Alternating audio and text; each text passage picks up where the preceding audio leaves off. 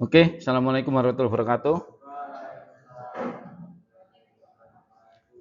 Kita bicara yang final, pertemuan terakhir dari sistem politik. Ya, kita coba menghubungkan peran bisnis dengan politik, peran politik dengan bisnis, kebalikannya juga. Itu ya.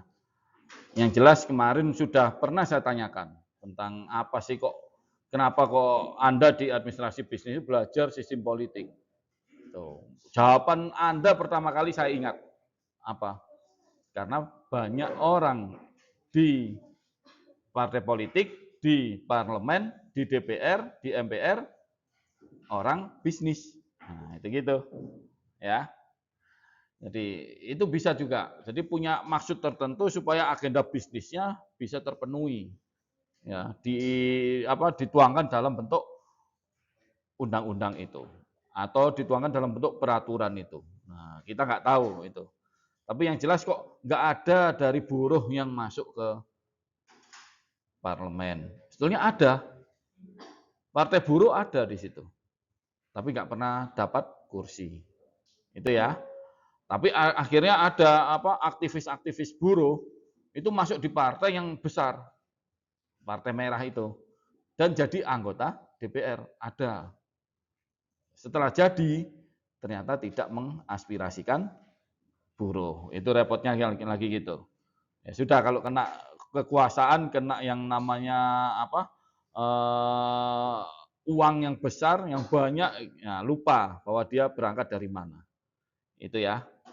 Tapi kita bicara sekarang tentang hubungan bisnis dan politik di Indonesia. Oke. Nah, hubungan antara bisnis dan politik di Indonesia merupakan sebuah dinamika. Nggak bisa kita lepas sudah. Negara ini nggak akan jalan jika memang nggak ada orang yang berbisnis di situ. Nah, karena negara butuh yang namanya pajak. Mayoritas pembayar pajak adalah pelaku bisnis. Itu ya. Jadi negara didukung juga yang namanya sektor private itu, swasta atau bisnis. Namun pengaturannya dilakukan oleh berangkat dari yang namanya politik di Indonesia. Jadi ini sebuah dinamika yang kompleks dan saling mempengaruhi jelasnya. Yang membuat kebijakan untuk mengatur bisnis, bisnis juga yang membiayai dengan pajaknya, mereka yang mengatur. Itu ya, kompleksnya nanti. Nah, bisa diilustrasikan ini ada gambarnya ini. Ini mereka mulai dagang sapi lagi. Nah, itu ya, mudah-mudahan nggak lupa sama kita. Artinya bahwa orang yang di bawah, pelaku bisnis kecil itu juga harus diperhatikan. Situ. Untuk pelaku-pelaku politik seperti yang orang ngumpul itu, nah nanti gimana ngaturnya untuk bisnis. Ini contoh ilustrasinya, gambarnya kok saya nemu yang sedikit menarik semacam ini. Jadi artinya bisnis itu tidak hanya memperhatikan bisnis yang besar, tapi juga mengatur yang kecil juga, mikro juga. Itu. Keduanya saling membutuhkan dan membentuk ya sistem di negara kita itu.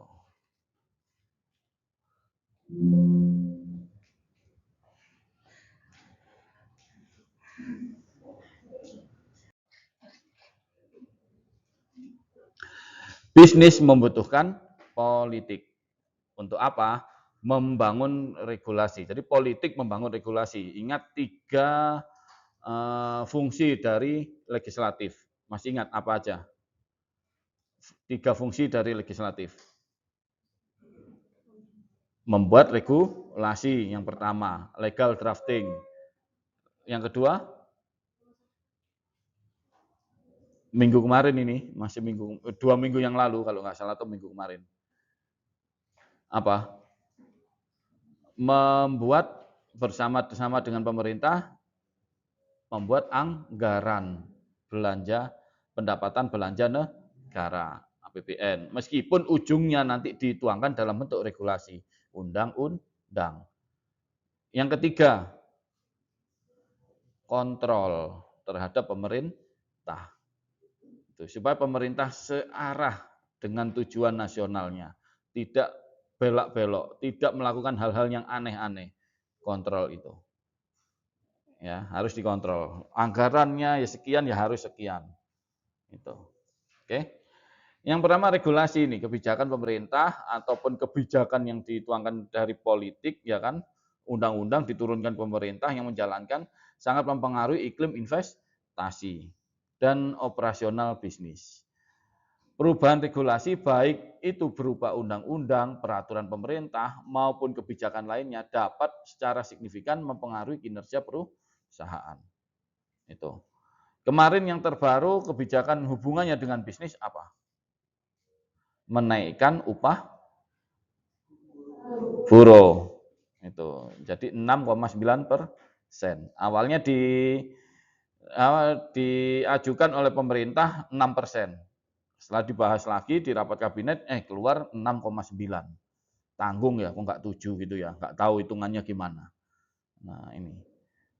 Belum ada reaksi dari buruh. Senang atau tidak belum ada reaksi. Itu karena apa? Yang banyak buruh itu yang kerjanya di daerah. Kalau daerah akan memperhatikan upah minimum regionalnya. Itu.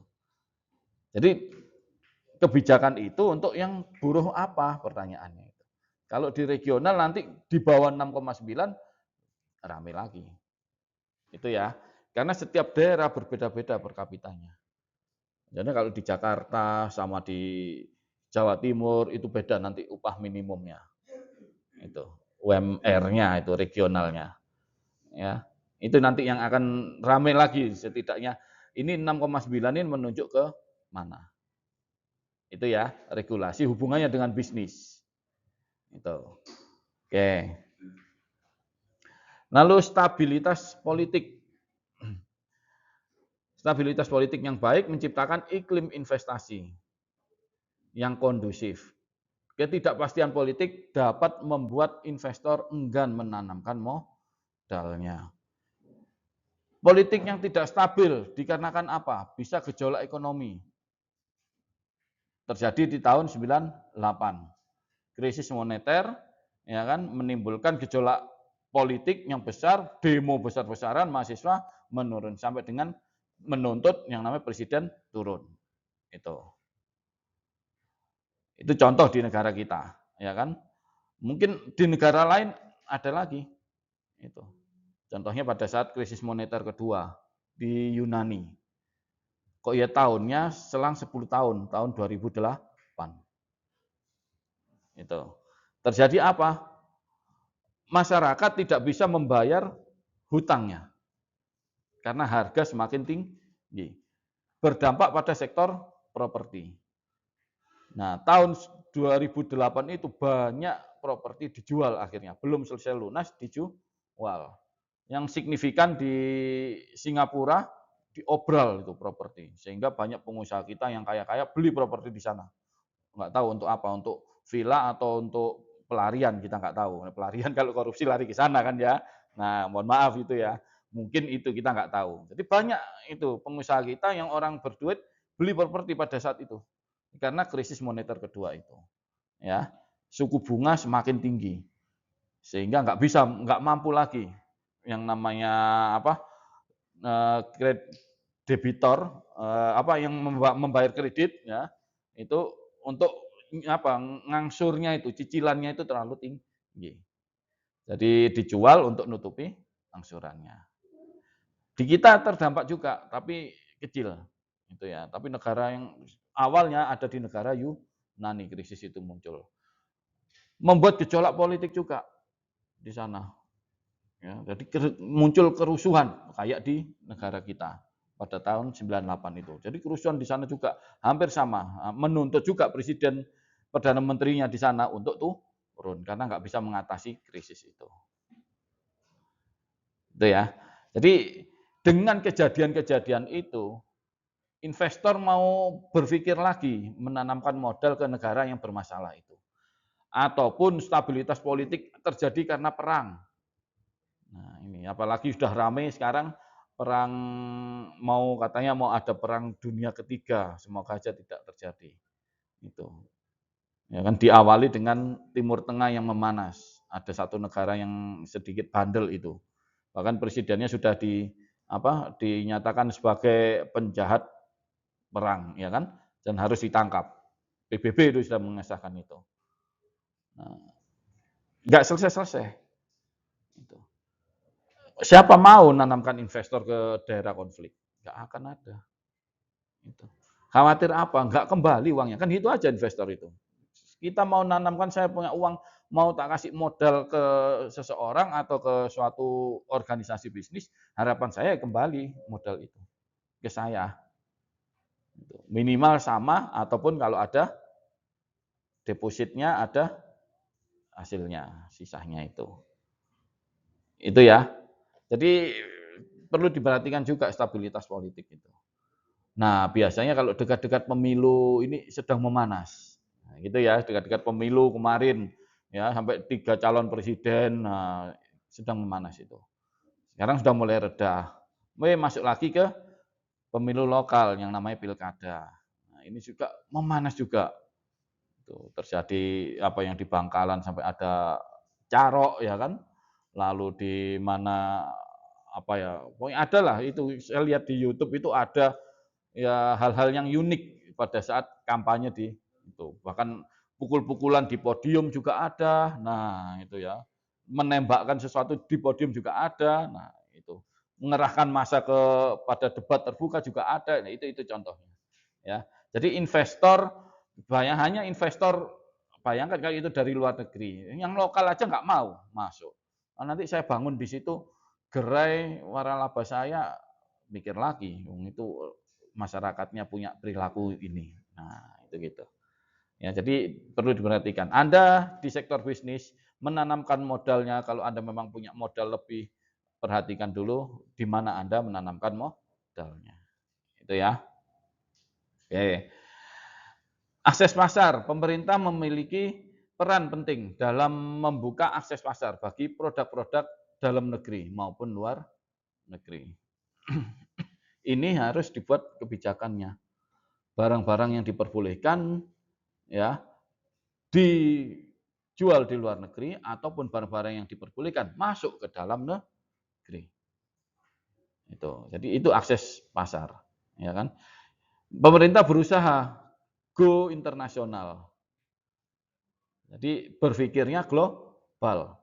Bagaimana produk-produk dalam negeri itu bisa dinikmati di rancah internasional, di ranah internasional. Itu. Namun yang harus diperhatikan apa? Regulasi di mana kita mau menempatkan barang itu. Jadi tidak semata oke, lampu hijau silakan diekspor, tidak. Diekspor di sana akan diuji lagi. Itu. Meskipun kebijakan kita sudah mendukung ya melalui politiknya, tapi di sana harus memenuhi standar negara yang bersangkutan, terutama makanan yang sangat vital itu, gizinya itu, ya kan, kemasannya. Nah, di sini dibungkus plastik makanan panas sudah dapat aja, tapi di sana nggak boleh. Ya, jadi banyak di sini, saya pernah ikut sekolah ekspor impor.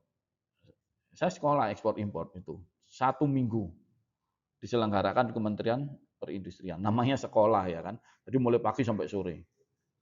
Nah, di situ diajarkan ya gimana pelaku usaha itu bisa go internasional. Lewat jalannya bagaimana? Oh, ada ekspatriat di sana yang ada yang menampung di Dubai, mereka datangkan ya kan lewat Zoom, lalu ini di Dubai dibutuhkan ini produk ini standarnya ini. Jelas sekali. Kemasan bukan sembarang kemasan. Jadi kemasan harus pakai yang ya kemasan yang eksklusif. Nah, kalau di sana itu ya nggak bisa dipakai apa kantong plastik di staples gitu lalu ditempeli mereknya. Nah, tidak nggak bisa kayak gitu. Jadi bisa jadi produknya sendiri murah tapi kemasan yang mahal. Nah, jadi kan apa harga jual di sana lebih mahal. Itu ya. Tapi berangkat dari aturan, berapa produk ini diperbolehkan ke luar negeri. Itu aturannya ada. Itu ya. Oke. Jadi membuka akses pasar. Pemerintah di sini ya yang didapatkan dari politik itu, pemerintah kan pimpinannya pemerintah kan dari apa? Dari politik juga kan. Ya kan produk dari politik. yaitu pemilihan presiden yang didukung oleh partai-partai politik. Nah, itu jadi produk politik presiden itu harus bisa membuat akses yang namanya produk-produk kita untuk luar negeri. Ataupun sebaliknya, kalau kita memang membutuhkan barang ini tidak ada diproduksi di dalam negeri, ya harus didatangkan dari luar negeri. Bukan iPhone 16. Ya, itu disegel sudah. Nah, itu. Ya, kenapa iPhone 16 nggak bisa masuk? Karena tidak memenuhi itu tadi investasinya. Dia menikmati aja, ya kan? Karena regulasi kita itu kalau Anda mau menikmati menjual di negara kami, negara kita, ya harus investasi juga di negara kita. Enggak hanya ngeruk uang tok, tapi juga naruh uang investasi. Investasi kan diharapkan balik juga kan? Gitu. Itu aja permasalahannya udah. Ya, sedang negosiasi alot kelihatannya ya, gitu. Oke. Politik membutuhkan bisnis. Untuk apa? Pendapatan negara, yaitu dari pajak. Perusahaan memberikan kontribusi yang signifikan pendapatan negara melalui pajaknya itu. Ya, besar pajak itu. Ya. Saya bukan pelaku bisnis tapi membayar pajak juga. Nah, namanya wajib pajak perorangan. Ya, kalau wajib pajak corporate, nah ada sendiri pajaknya. Ya, itu kontribusinya masih besar. Jadi pajak itu diperkirakan masih 90% lebih. Nah, itu kontribusinya terhadap pendapatan negara. Menciptakan lapangan kerja, jelas. Ya, yang menanamkan investor, pengusaha, membuat pabrik di sini. Harapannya apa? Membantu pemerintah ya mengentaskan yang namanya kemiskinan, pengangguran itu. Pengangguran kan akibat kemiskinan kan karena adanya banyaknya pengangguran. Itu ya. Pengangguran diangkat masuk ke sektor industri. Gitu. Ada fenomena menarik di sini.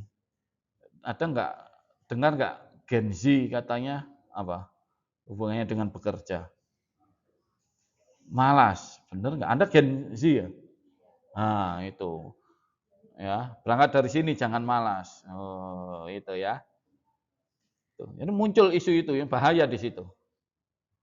Bahkan kemarin saya dengar ada berita ya, diwawancara pelamar pekerjaan yang kesulitan, dia nggak dapat itu, diwawancarai di stasiun TV itu. Ya, lalu ada pembicara berikutnya dari Kementerian Tenaga Kerja dan ada dari industri. Itu. Ya, dia nggak, intinya ini kementerian nggak tanya apa sih kenapa kok Anda gagal terus. Nah itu nggak tanya gitu. Nanti tersinggung khawatir gitu karena kompetensi itu ya. Tapi dikoreksi terus sama hostnya itu ternyata yang bersangkutan lulusan S1 hubungan internasional. Ya sulit masuk industri. Atau adapun ya hanya dalam rangka untuk menjalin hubungan ekspor ke luar negeri atau mendatangkan barang ke dalam negeri. Tapi paling banyak di sektor publik, yaitu kedutaan. Nah, itu ya kan.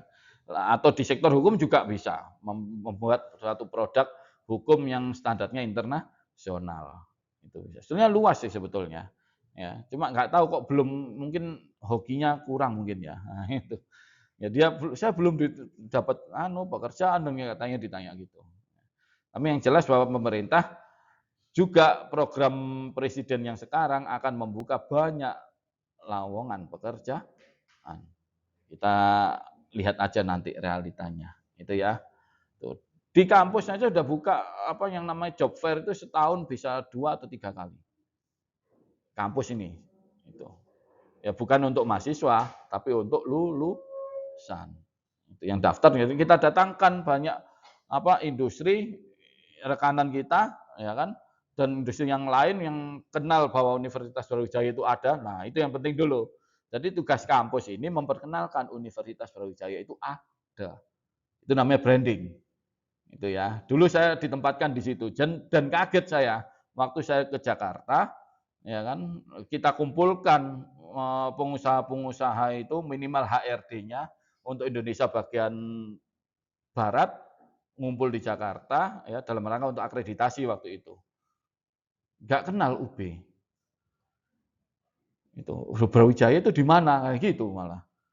Lucu ya, nggak kenal UB lah. Ini ada masalah apa ini dengan humasnya UB ini. Nah, itu harus tahu dulu, ya kan, baru nanti ini loh lulusannya kayak gini. Jadi tugas saya di sana hanya menjelaskan ini lulusan kita itu ini. Kompetensinya ini. Itu. Ya. Dulu udah 4 tahun lah, setelah itu ditarik ke fakultas. Ya.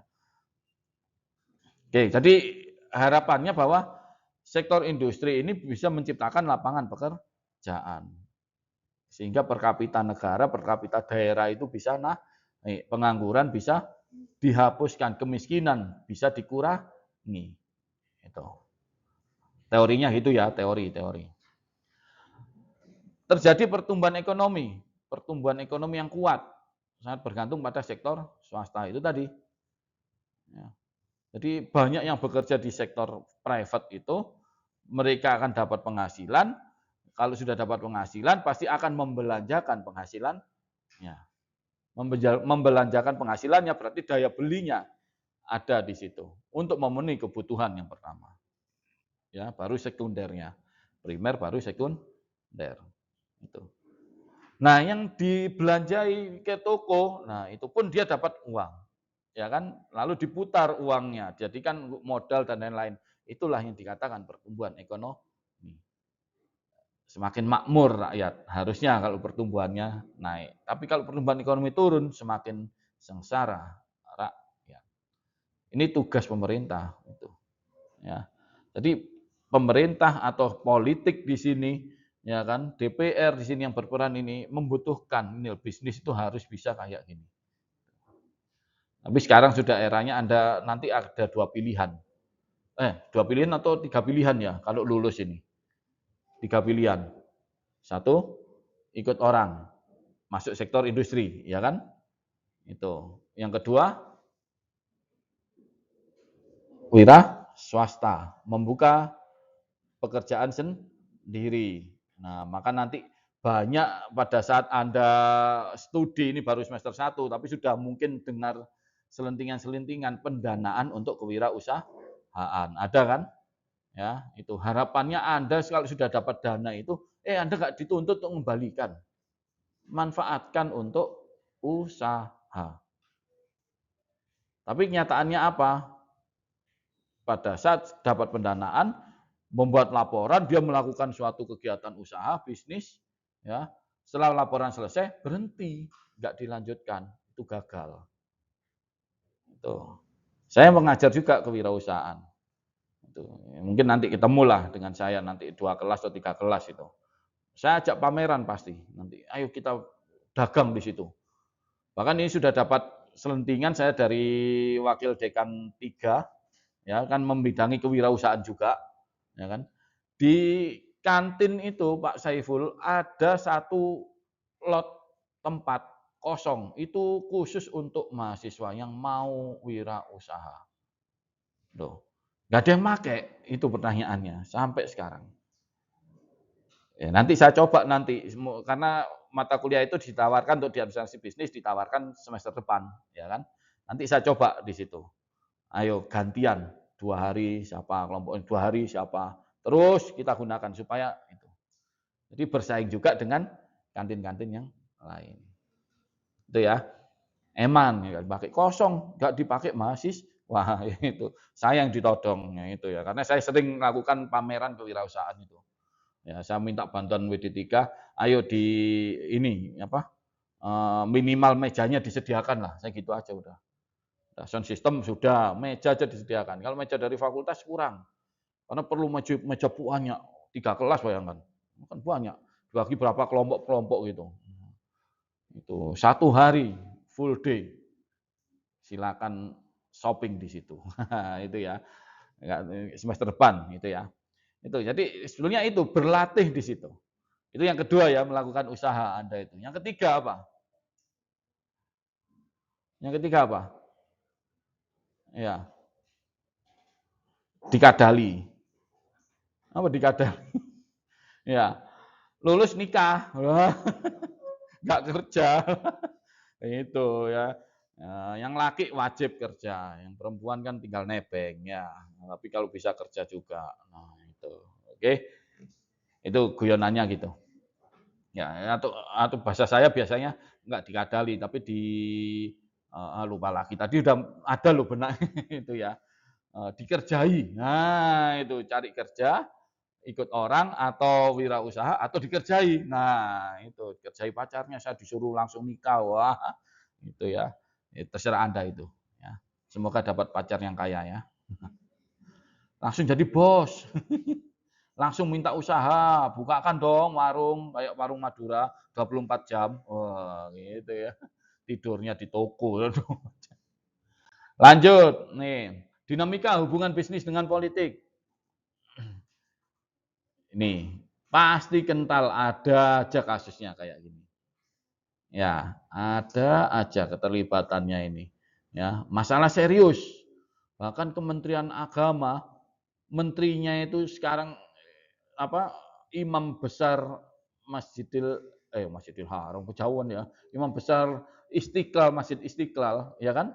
Pak Nasaruddin Umar jadi Menteri Agama tuh memberikan statement bahwa Kementerian Agama akan menjadi contoh untuk tidak korupsi. Intinya gitu. Tuh, saya ada itu masih videonya ada dikirimi temen tuh. Tuh, harusnya kementerian yang lain gitu. Teori ya, kita nggak tahu nanti belakangnya ya. Nah, itu. Ya, semoga aja. Itu. Karena sekarang udah yang namanya korupsi, aduh minta ampun. Ya, sampai dengan miliaran itu. Wah, tuh. Oke. Ditambah judi online lagi. Di sini nggak ada yang kena judi online ya. Hah? Itu, yang belakang itu. Oh, itu belakang-belakang itu. Kena nggak judi online? Oh, enggak. Iya, mahasiswa sini tidak ada yang kena judi online. Mahasiswa via UB tidak ada yang kena judi online. Tak kasih tahu ya, yang kena itu loh di situ. Kampus yang kalau lewat kita tahu itu pesawat pesawat Soekarno Hatta. Ya, kalau dari Blimbing ya kan ke kiri. Dari pesawat tuh ke kiri, Jalan Soekarno Hatta, lewat sini. Terus lurus aja nyebrang jembatan, ya. Setelah itu ke kanan dikit. Nah, itu mungkin ada anak-anak yang kena ya. Di mana itu? Kampus kita.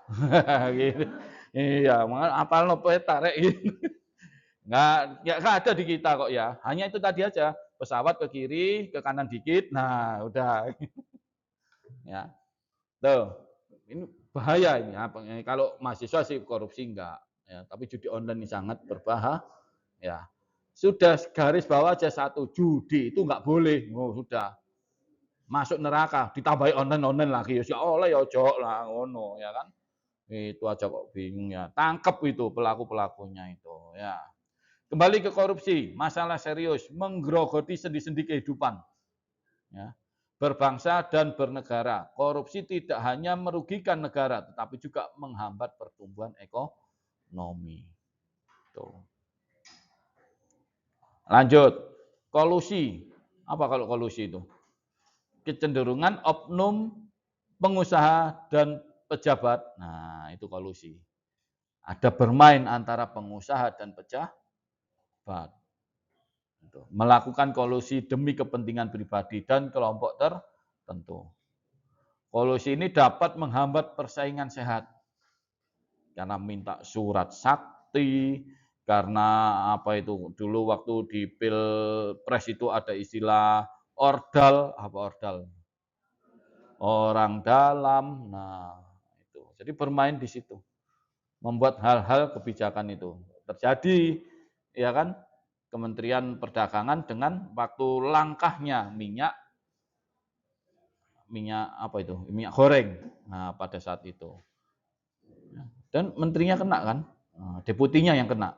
Nah, sekarang menteri mantan yang lama apa mantan menteri perdagangan kena masalah gula lah itu juga. Kita nggak tahu lah yang benar yang mana. Yang jelas bahwa beritanya kayak itu. Itu yang kita buat Prihatin bukan pre ya, prihatin. Nah, ada nama mahasiswa Prihatin, Prihatini? Enggak ada? Enggak ada. Itu prihatin terus itu ya. Oke. Berikutnya, nepotisme. Yaitu memberikan perilaku istimewa kepada keluarga. Itu nepotisme. Atau istilah bahasa lamanya itu monarki. Nanti yang jadi presidennya juga ya kamu anakku. Wah, itu monarki itu. Jadi politik keluarga.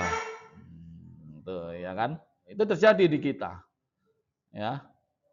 Itu. Jadi pelaku bisnis juga itu ya. Jadi keluarga, kerabat ya yang sering terjadi di dunia bisnis di Indonesia. Itu terjadi. Oke. Lanjut, lobby. Nah, ini yang menarik. Diperbolehkan lobbying itu. Lobbying itu duduk-duduk santai minum kopi sambil ngobrol. Tempatnya di mana? Kenapa kok dinamakan lobby? Ini lobby kan tempat kan. Nah, itu istilah itu. Padahal lobby itu tidak harus di lobby. Di kafe boleh, di mana boleh. Nah, mau di trotoar gelar tikar ya silahkan. Nah, itu. Yang jelas lobby ini saling mempengaruhi agar agenda bisnisnya atau politiknya itu diterima. Itu di situ. Ya. Jadi kenapa pada saat sidang ya bicara atau mau mengesahkan undang-undang kalau tidak ada kesepakatan ya akan dipilih secara aklamasi, voting itu dilakukan. Sebelum voting biasanya direhat dulu setelah iklan berikut. Nah, gitu. Maksudnya rehat dulu, istirahat, di break dulu. Nah, break itu masa-masa lobby itu kental di situ. Akan mempengaruhi yang dulu awalnya tidak setuju tiba-tiba setuju. Itu bisa terjadi karena lobby. Itu ya. Jadi pada para pembuat kebijakan melakukan hal-hal yang lumrah istilahnya itu ya kan. Pengusaha dengan itu. Jadi mafia-mafia ya kan. Mafia-mafia undang-undang, mafia-mafia apa, nah itu. Jadi punya kepentingan-kepentingan tersendiri, ya kan. Yang kental yaitu di undang-undang ketenagakerjaan karena hubungannya dengan pengusaha kan sampai saat ini belum disahkan. Gitu. Oke, itu dianggap lumrah lah bagi mereka. Tapi harusnya ya tidak juga. Ya, kalau memang itu menyesatkan, ya kan, mau didemo silakan. Namun lobbying ini tidak transparan, nah itu ya, tidak sesuai dengan aturan yang aturan dapat menimbulkan masalah. Lobby masa diatur, minum kopi masa diatur. Tempatnya khusus ini untuk melobi, nggak mungkin ada gitu, ya kan? Yang penting etika di sini. Kalau memang hati kita itu sudahlah kata karena saya dipilih oleh rakyat umpama gitu, ya harus mengatasnamakan rakyat. Itu aja udah, ya. Mengatasnamakan rakyat, dok, tapi demo, rakyatnya demo ke kita. Atas nama yang mana kan gitu ya. Itu rakyat yang mana gitu. Oke. Itu dinamikanya ya, hubungan bisnis dengan politik. Tantangannya, tadi ya karena ada masalah tadi itu bisa korupsi ini harus diatasi. Kita nggak bisa selesai nih korupsi itu heran. Ya, mungkin enak ya pegang uang itu ya. Ya, Anda senang dikasih uang? Senang ya kan?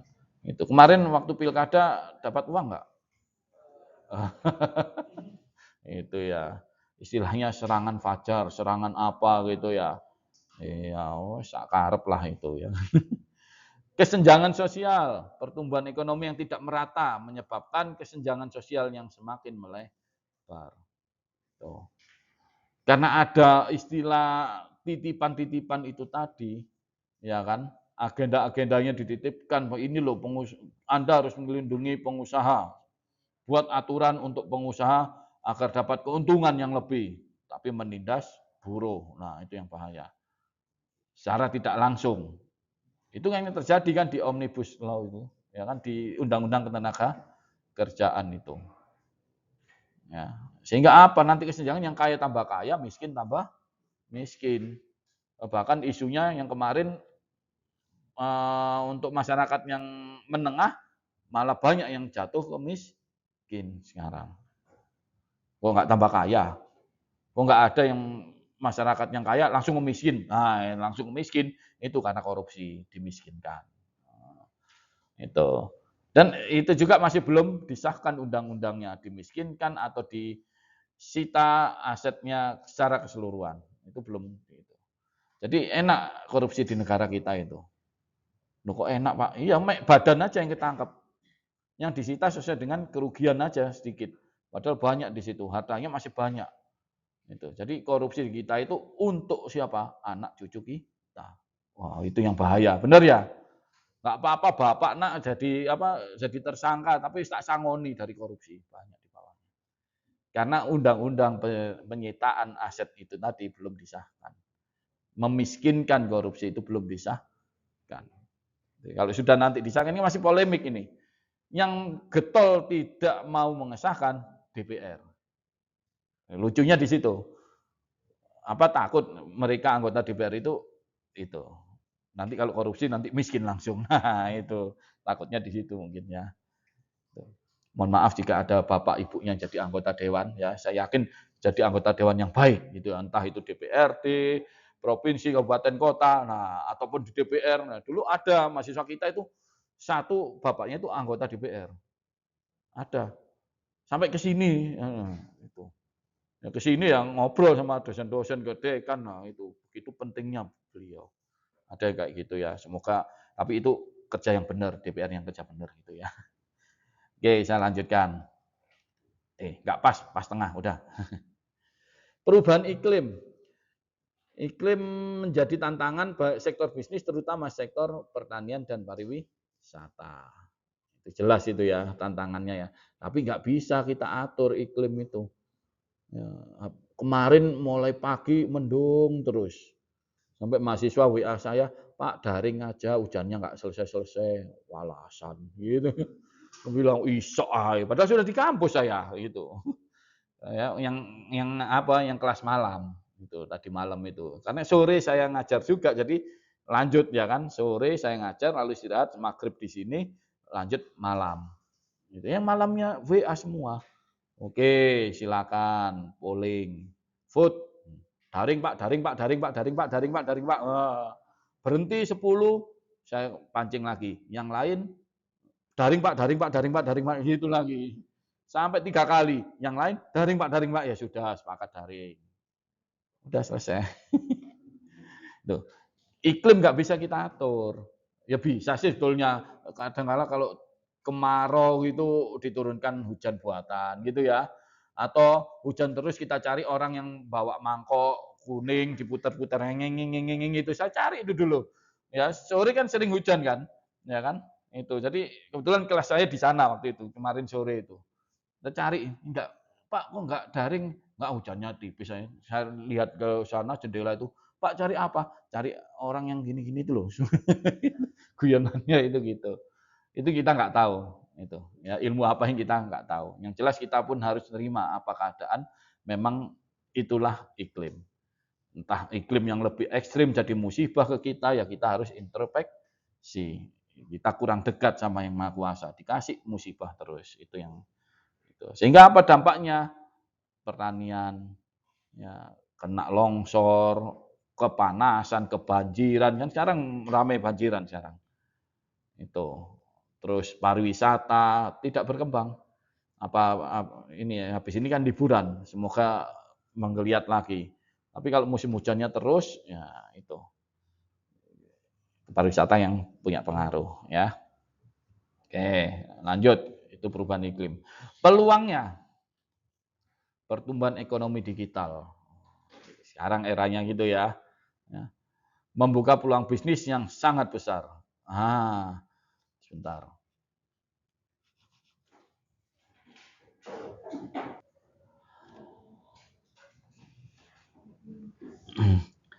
Integrasi ekonomi regional.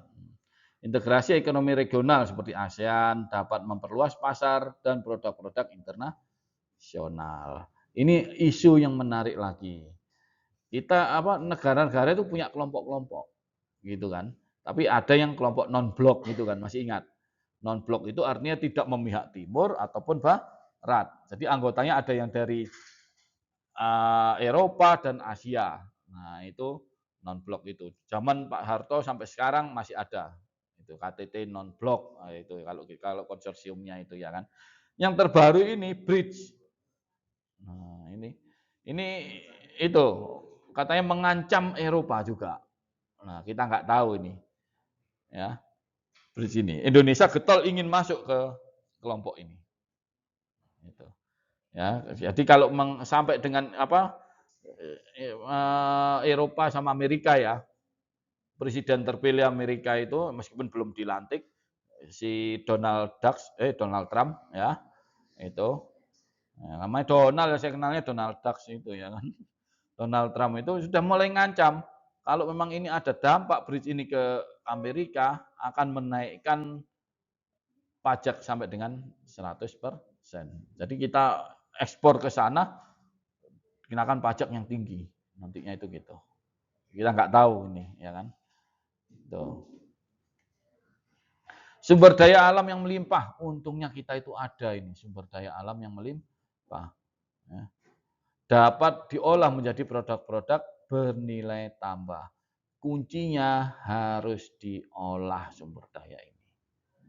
Jangan mentah langsung dikirim ke luar negeri. Buat aturan, bagus saya dukung Pak Presiden, mantan Presiden Jokowi itu membuat aturan itu.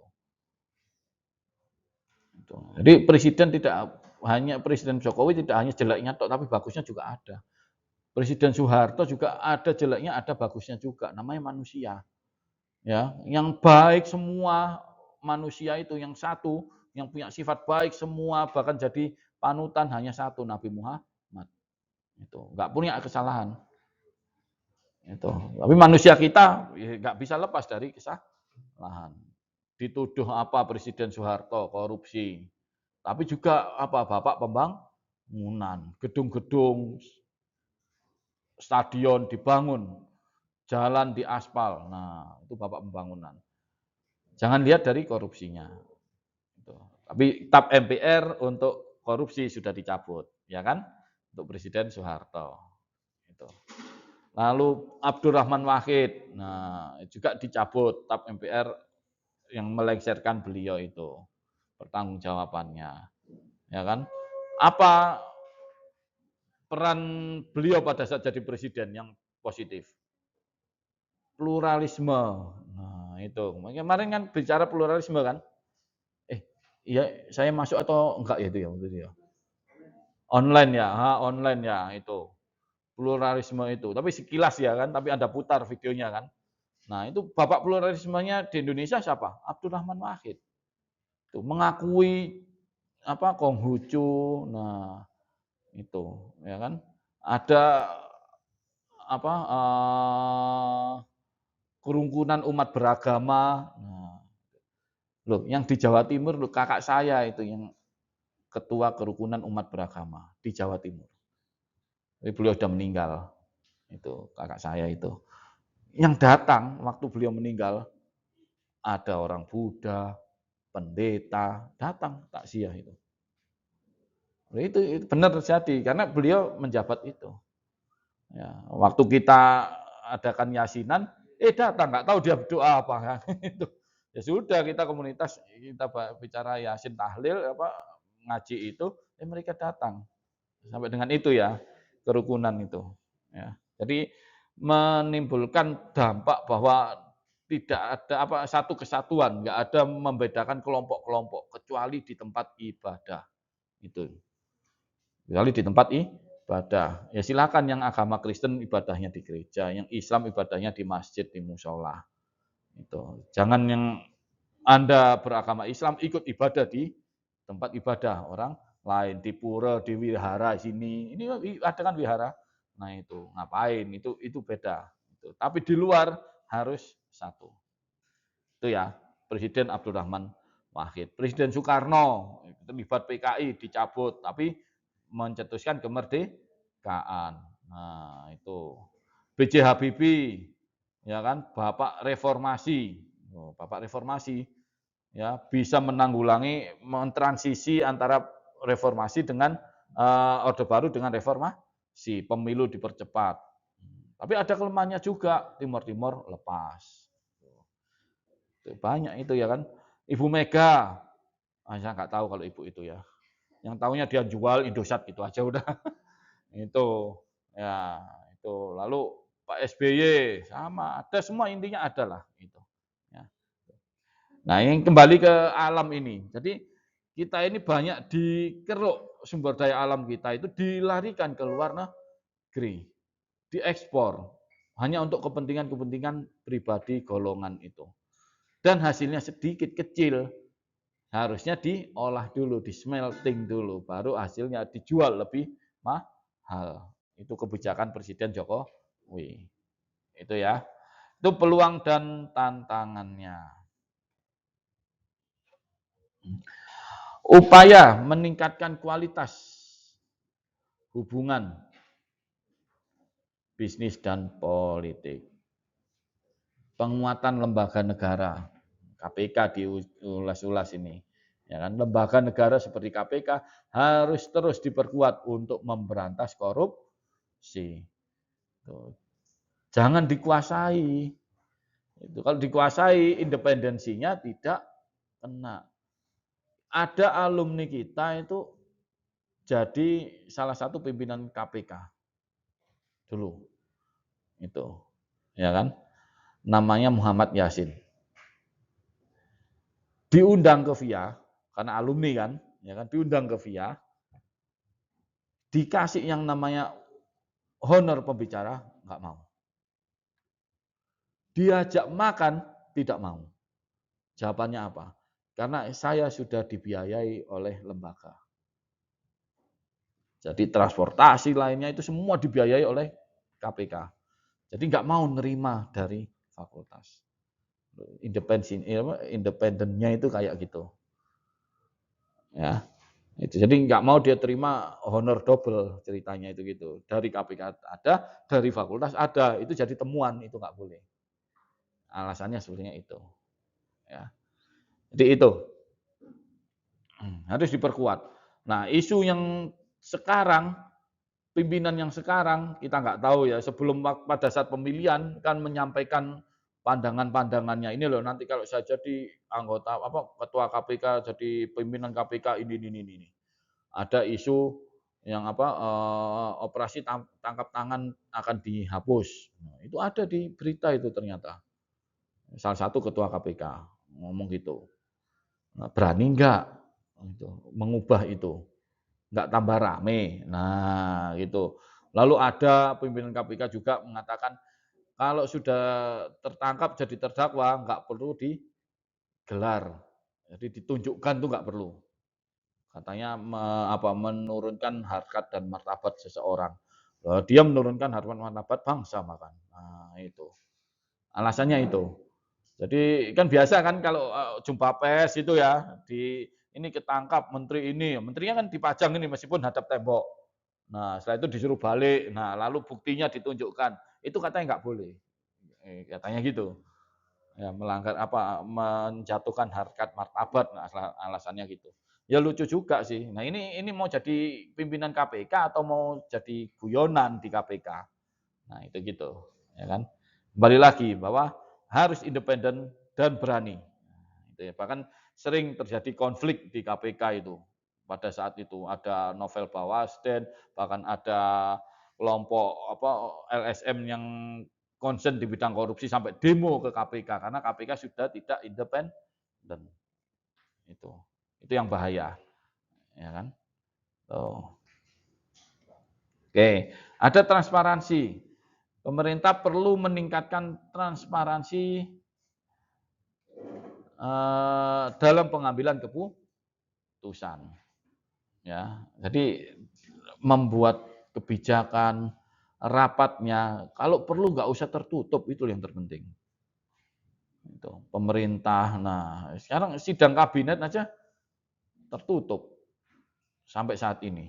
Lalu ujungnya di belakangnya baru jumpa pers. Ini tadi membahas ini. Mbak coba pada saat sidang itu syuting semua. Biar tahu arahannya. Presiden tuh ngomong apa, menterinya itu ngomong apa, biar tahu masyarakat itu. Wong ini kerja untuk rakyat, dibayar oleh rakyat.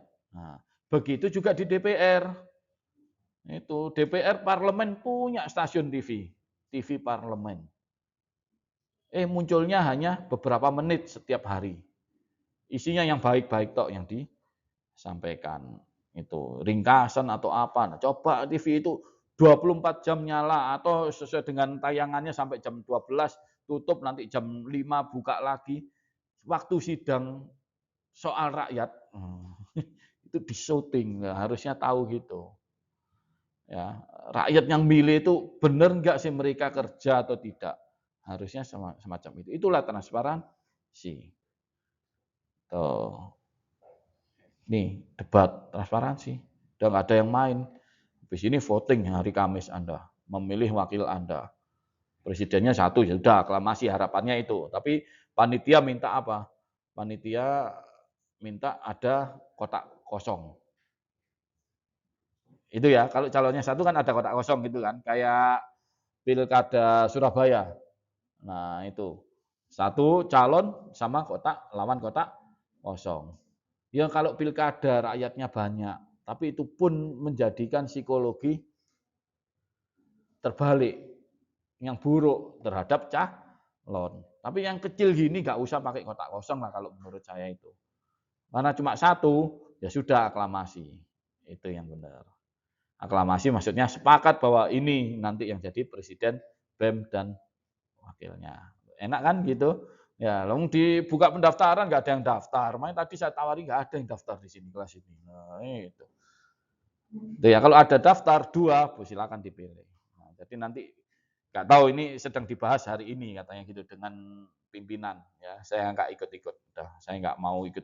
Itu kreativitas anak, lobby anak-anak ya terhadap pimpinan gimana. Mahasiswa minta ada kotak kosong, tapi bayangkan kalau nanti kotak kosongnya itu lebih banyak daripada yang mendukung. Nanti gondok nggak mau kerja.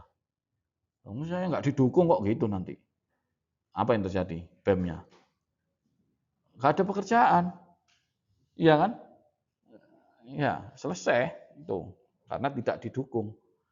Itu yang sebetulnya dalam rangka antisipasinya, psikologinya di situ. Sudahlah kalau cuma satu, ini aja udah. Dianggap semua mendukung. Enak kan? BEM-nya bekerja. Itu contoh ya. Itu transparansi. Harus rapat-rapatnya itu terbuka. Berani gitu. Oke, pengambilan keputusan jelas. Nah, partisipasi publik. Nah, masyarakat dilibatkan dalam proses pengambilan keputusan. Minimal di pemilu. Saya ngambil keputusan nih, milih presidennya ini, wakilnya ini, wakil presiden satu paket ya kan, wakil rakyatnya ini, DPD-nya ini kita pilih. Anda punya keputusan yang di situ. Oke, lanjut.